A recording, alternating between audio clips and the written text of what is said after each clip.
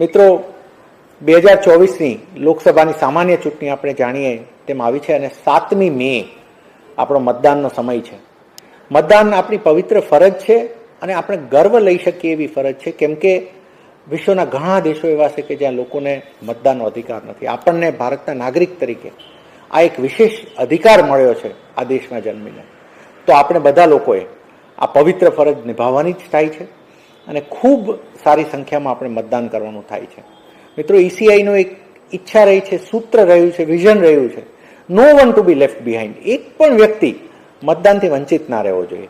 જ્યારે આટલી સુવિધા ઊભી થઈ રહી છે ત્યારે અમે નાગરિકોને ખાસ અપીલ કરું છું કે મેક્સિમમ નંબરમાં આપણે મતદાન કરીએ. બધા લોકો આપણા પરિવાર સાથે મતદાન કરીએ.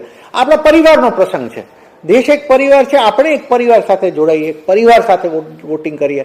આપણી આજુબાજુના લોકોને તૈયાર કરીએ, આપણી આજુબાજુના લોકોને મદદ કરીને વોટિંગ કરાવીએ અને ખૂબ સારી રીતે એ બધાને સાથે જોડાઈએ અને મતદાન સારા સંખ્યામાં આપણે કરીએ.